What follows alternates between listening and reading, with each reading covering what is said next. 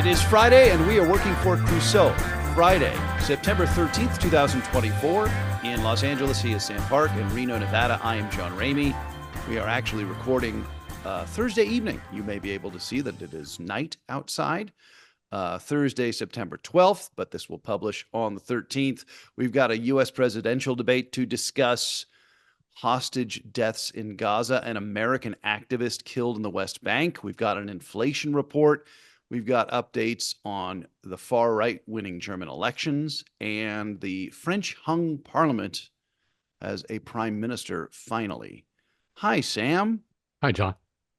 I was unable to record last week in an unanticipated travel complication, so it's nice to be back with everybody after an unanticipated 2-week break. Let's start with the debate.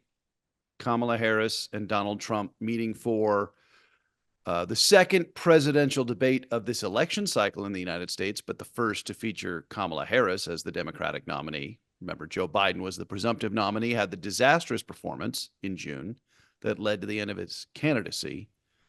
All I know is that the highlights are about like people eating cats and dogs, Sam. I don't recall too much in the way of foreign policy being discussed. I guess economics were discussed. Economics were discussed, actually, in some, I would say, at a disappointing level of detail, but more so than foreign policy, certainly.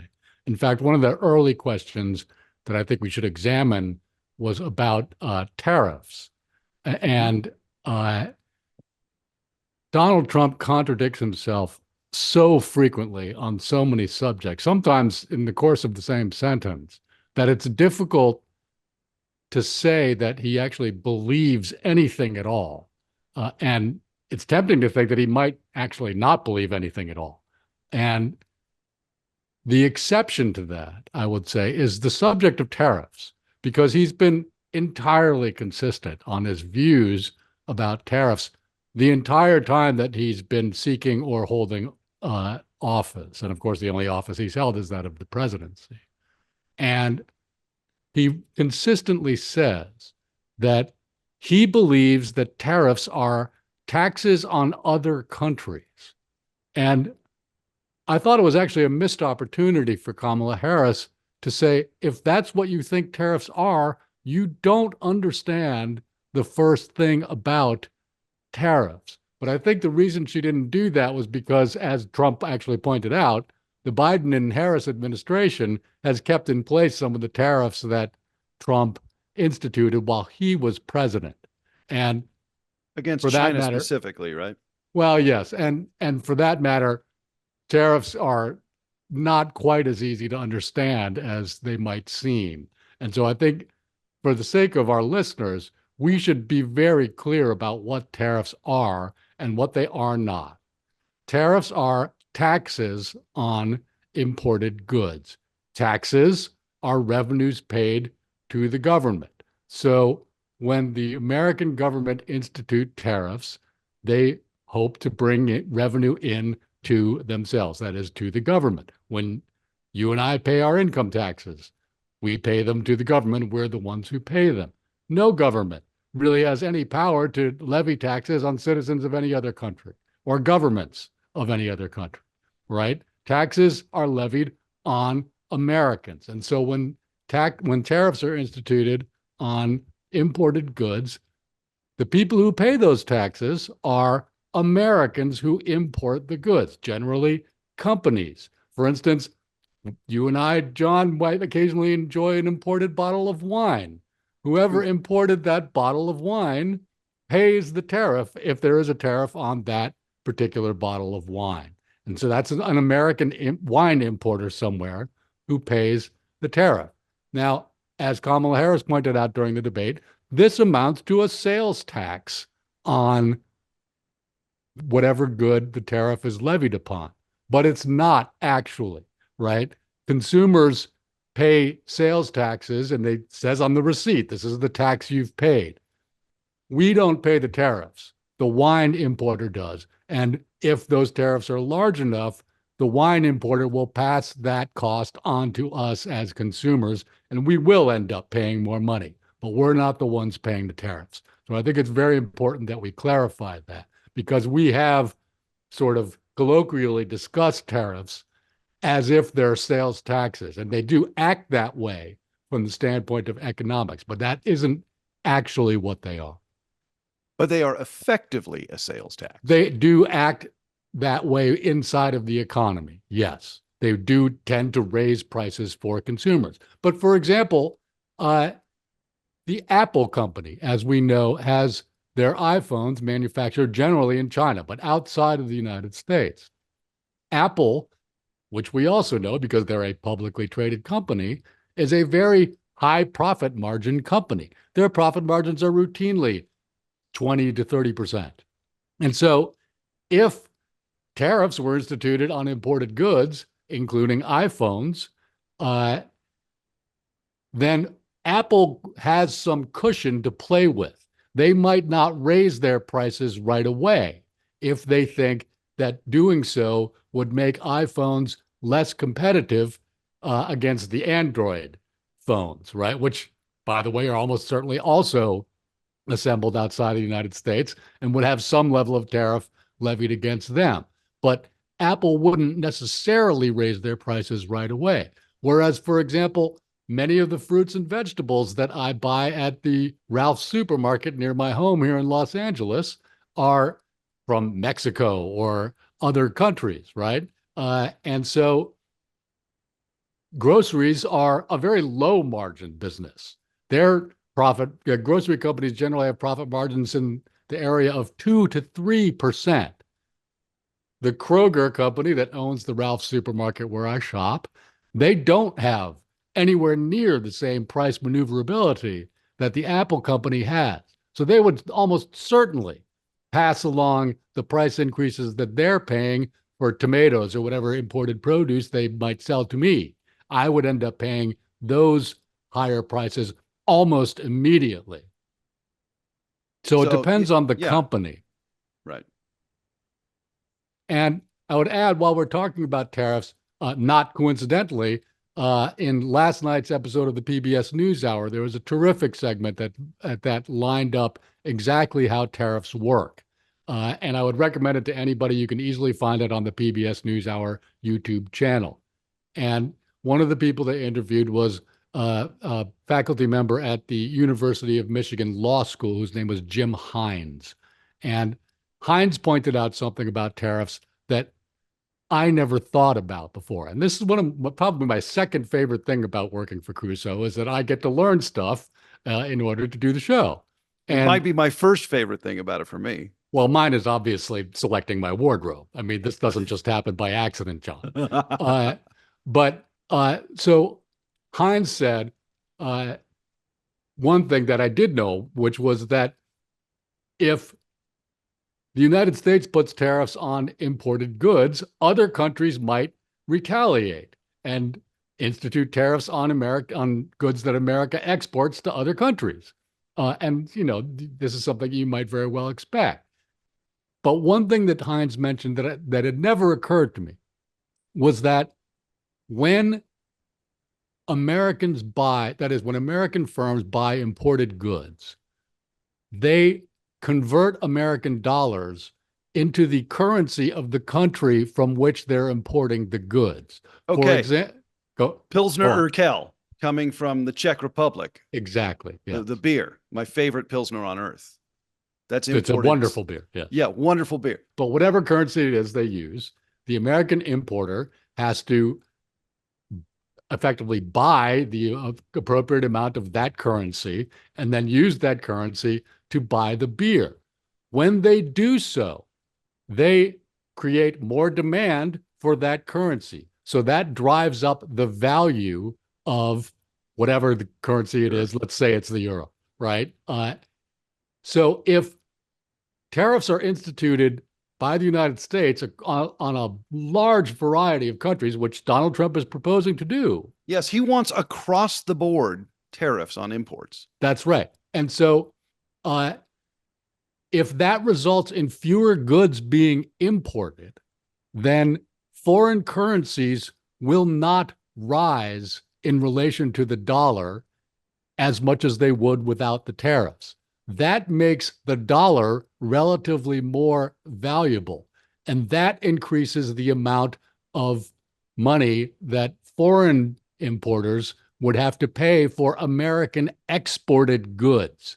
Which So even depresses if, our export market. Yeah. that's right. So even if no retaliatory tariffs are instituted by other countries, our raising our tariffs will knock down our exports pretty much by itself. And this, again, it never occurred to me. Now, the size of this effect, I think, is something I would like to find out about, right? Sure. It seems, but again, if the tariffs are going to be as sweeping as Trump says, it's bound to have an effect. Again, with even if no retaliatory tariffs are instituted by other countries. I thought that was fascinating, frankly. So across the board tariffs would essentially lower the demand. I want to distill this. They would lower the demand of foreign currencies bought by American importers.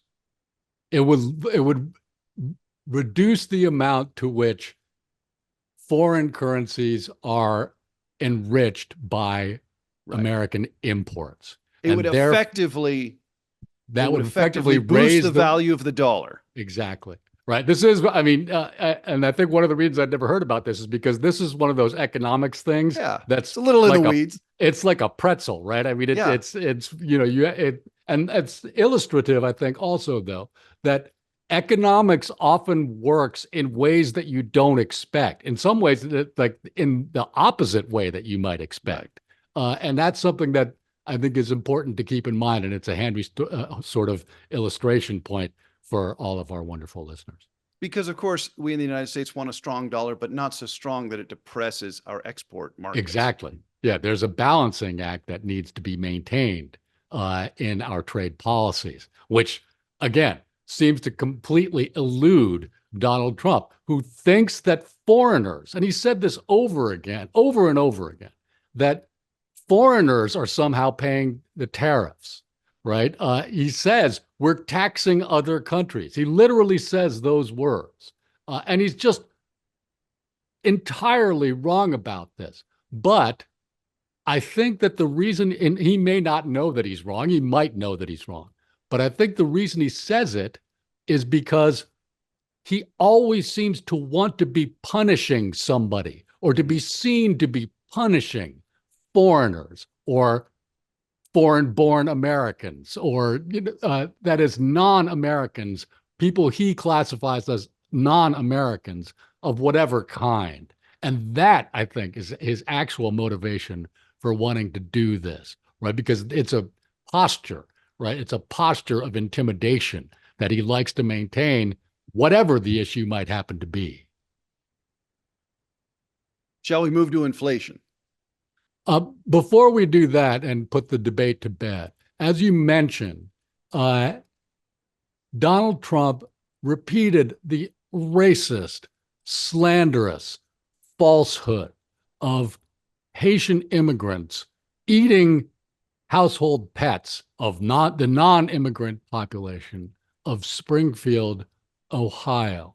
Now, we're going to go into further detail about Springfield, Ohio in our upcoming very special episode on immigration in a couple of weeks.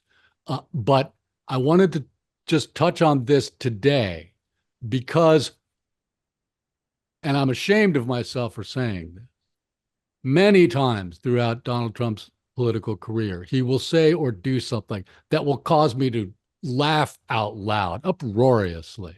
And I'm always ashamed of myself whenever this happens. And this was one of those times, because partly because, like any gifted comic performer, a lot of it is the delivery. Sure. He's not without some skill in that regard. I think, I mean, again, this is not the first time I've laughed at something he said. But this is not funny. Today, Yamiche Alcindor, reporting for NBC News, said on the evening news broadcast that a bomb threat had been called into the Springfield City Hall and also to a local elementary school. This is not remotely funny. Someone could easily get hurt because of Trump and J.D. Vance, who was almost certainly the person who brought this terrible lie to Trump's attention. That is, Ohio Senator J.D. Vance and Trump's vice presidential candidate, running mate, that is. And so I wanted to touch on this because it's happening right now. This bomb threat was today. And so if you're like me, I don't blame you for laughing, right? But let's try to stop laughing.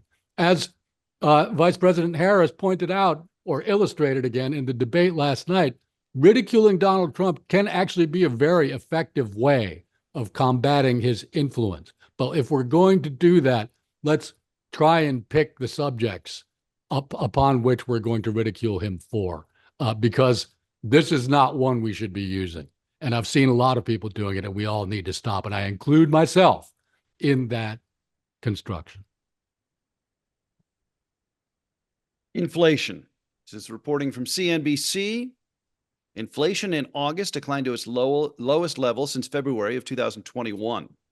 That's according to a Labor Department report. Came out Wednesday. Also showed a key measure higher than expected, setting the stage for an expected quarter percentage point rate cut from the Fed. And you just blew all the suspense, John. Oh, sorry. That's not till next week. In a related story, the markets are trending towards a very positive week. Yes. Now, I think everybody knew that the Fed were going to cut a quarter point next week. And in fact, the European Central Bank did just the same thing, I think, yesterday, but sometime this week. And so that's probably what's going to happen. So the consumer price index is the key indicator, said key indicator, increased at 0.2% for the month of August.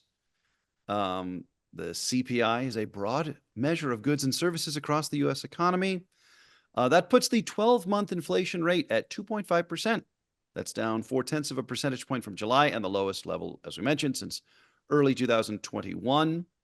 Yes, that 0.4 drop is considerable. That's one of the largest month-to-month drops we've seen in a while. So it really does seem as though the Federal Reserve is doing its job very admirably. This is also CNBC traders, that is Wall Street, priced in an 85% chance that the Fed will approve a quarter percentage point or 25 basis point interest rate reduction when its meeting concludes September 18th. So before the next episode. That's right. Of Working for Crusoe. Sorry about the spoiler alert, Sam. But 85%, that's hardly anything to be spoiled. No, I mean, and I think we've actually talked about this before also. I was kind of joking around there. But one of the things I thought was interesting about this inflation report, on top of the 0.4% drop, which I thought was the most noteworthy, was that what they call core inflation, that excludes energy and food prices, is actually stickier. That's up around just over 3% still. And so food and energy prices the inflation rate on those items is actually much lower than it is on other items. And those are some of the most salient items in the minds of consumers, food and energy. The real sticking point, though, is housing, right? Mm-hmm. Housing is emerging as one of the main continuing drivers of inflation. And so I don't think it's a coincidence that this is one of the main economic issues that Vice President Harris is trying to address in her economic plans. For instance, she hopes to have the federal government build up to 3 million starter homes. That would be quite a lot, and I think it would be a terrific idea.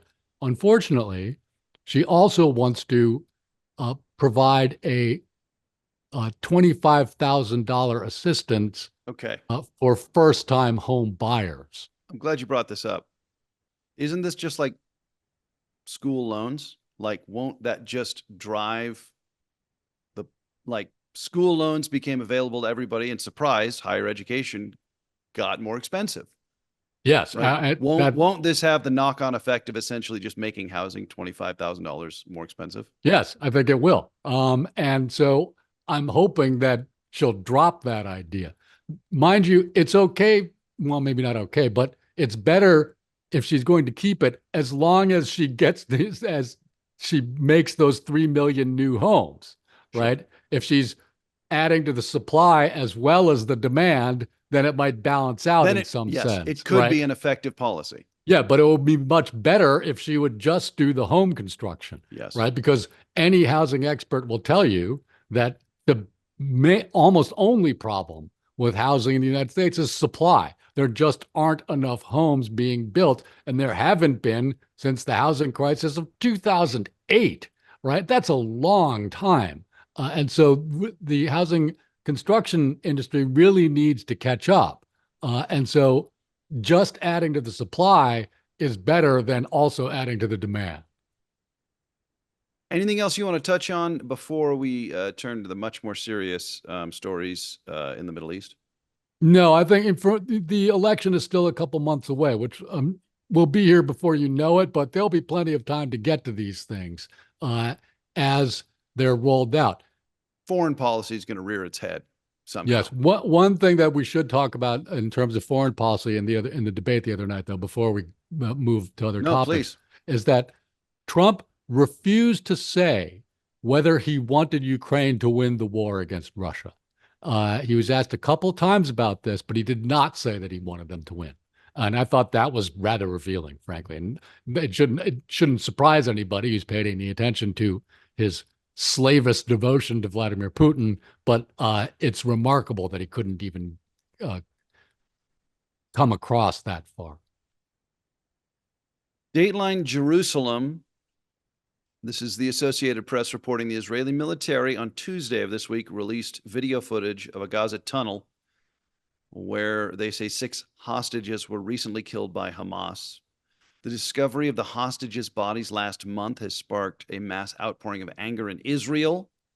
And the release of this new video could add pressure on Prime Minister Benjamin Netanyahu to reach a ceasefire deal with Hamas to bring home the remaining hostages held by Hamas. 3 of the 6 hostages killed had reportedly been scheduled to be released in the first phase of a ceasefire proposal, which we had discussed, and that had been discussed in July, which is just a terrible detail, frankly.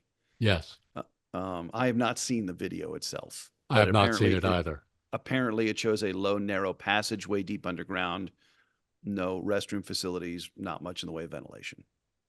Yes. And when the bodies were first discovered, the IDF, that is the Israeli Defense Forces, said that they'd been killed very shortly, was the phrasing they used, before they were discovered. They, within a day or two, walked that back to say that they were killed 2 to 3 days, somewhere between 2 and 3 days before they were discovered.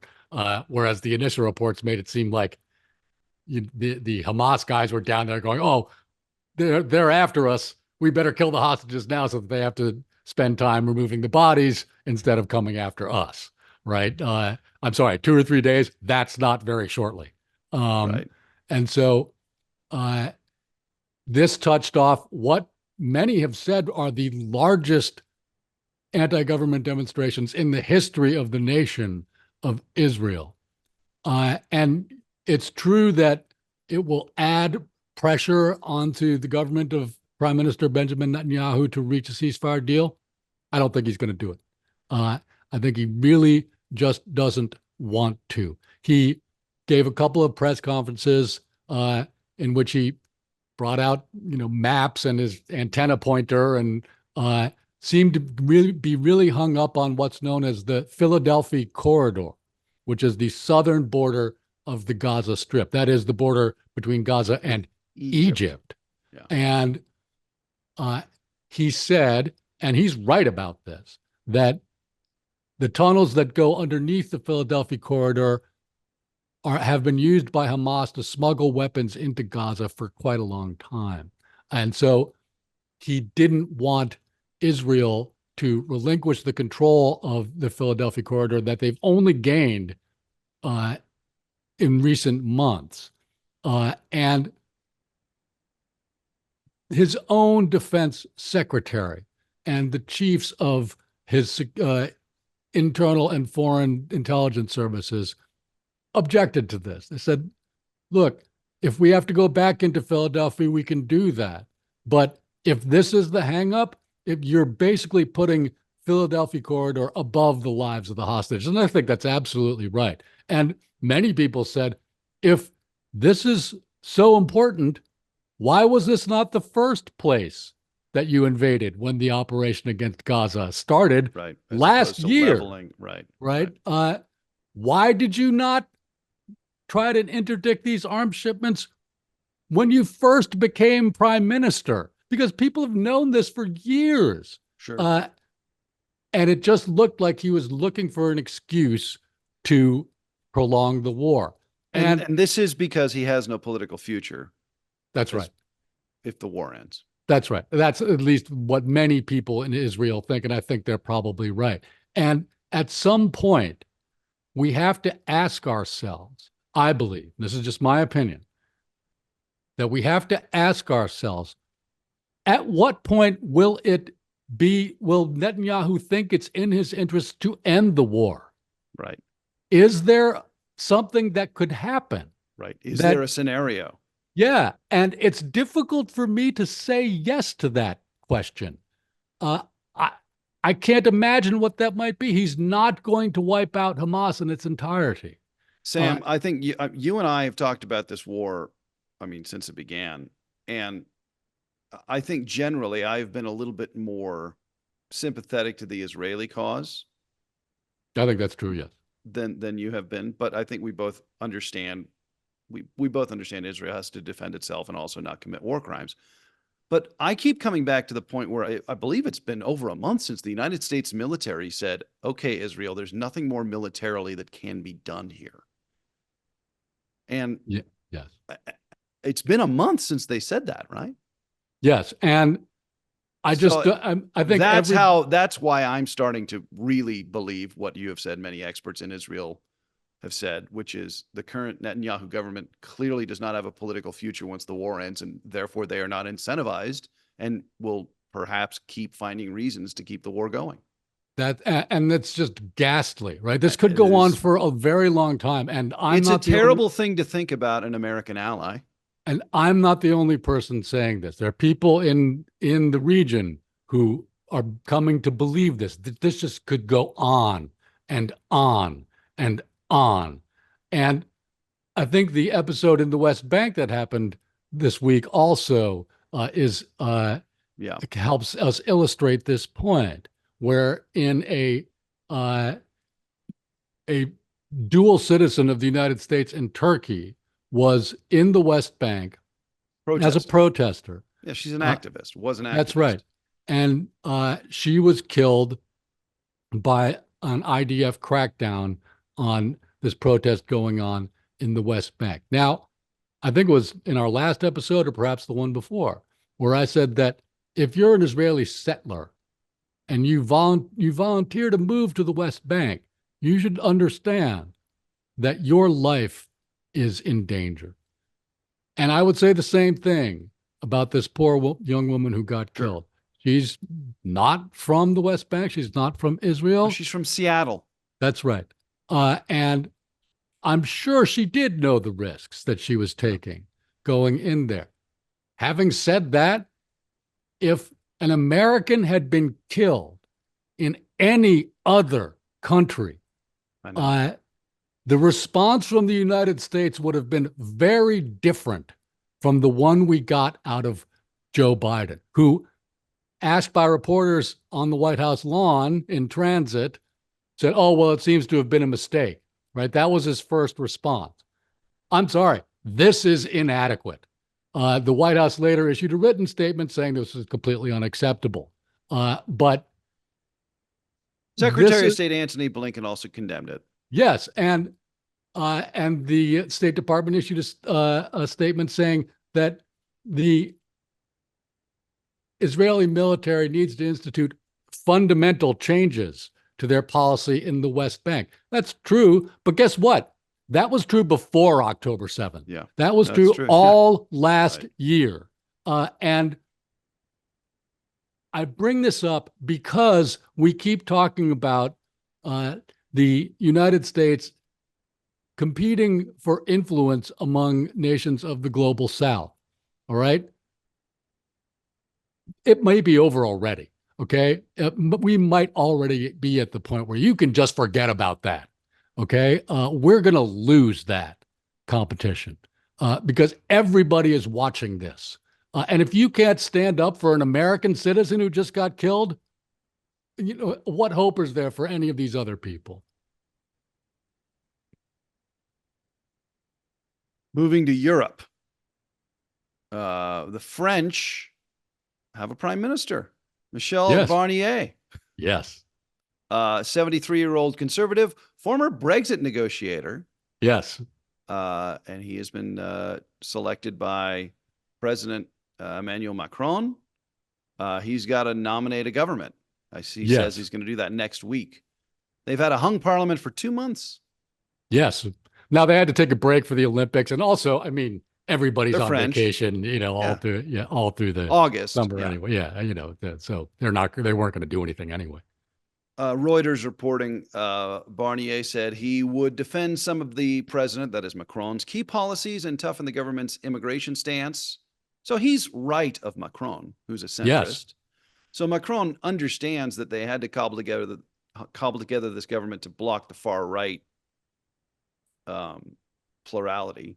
Yes, but the largest party. So it's a concession, right? I mean, to the far right. Yes, the largest party in the elections was the left, and they're very upset about this.